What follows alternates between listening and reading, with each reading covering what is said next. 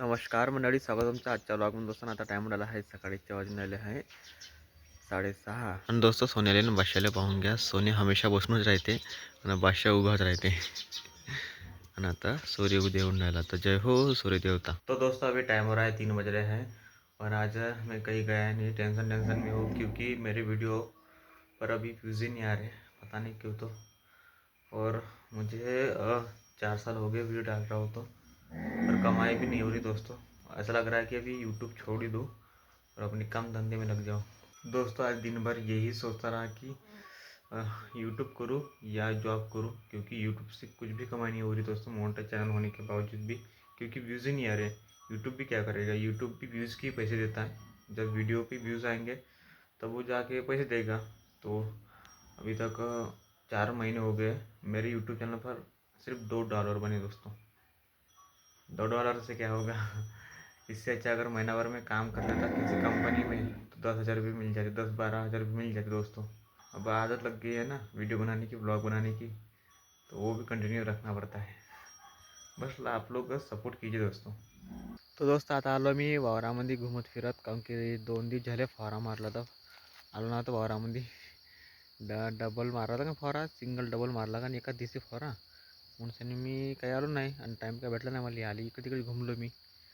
म्हणून आता आलो पाहिले तुरीले मतलब तुरीचे फूल जे आहे ते आरला का नाही म्हणून पाहिले, अन्न शेंगा पकडल्या का नाही म्हणून या फवारा मारला का नाही त्याच्यानं फूल गरलं का नाही म्हणून सर्व चेक करता लागते.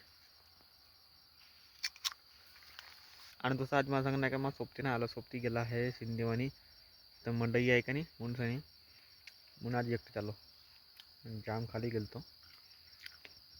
तर जसं मी बघू शकतो वांगे आता फुलं आरला ना, आता चलपा पकडल्या मग फवारा मारला तेपासून. आता दाणे भरून राहिले म्हणा शेंगामध्ये, काही काही शेंगा भरल्या.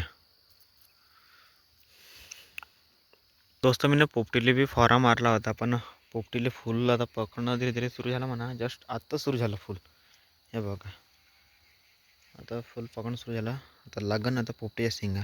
अगर ह्या महिन्यामध्ये लागले असते का दोस्त पोपटीले शेंगा, तर पानग्याची पार्टी जमली असती.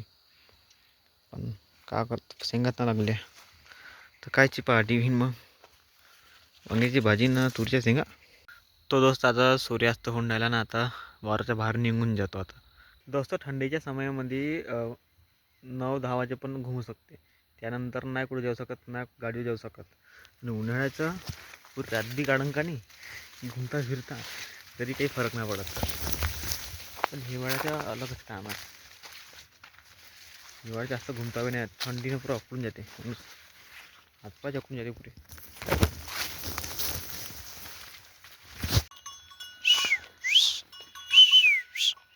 कुठं पडता रे,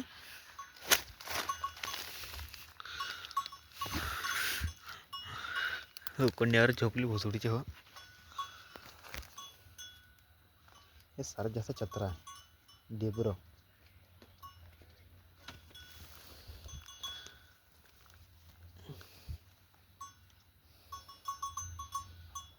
कोंबी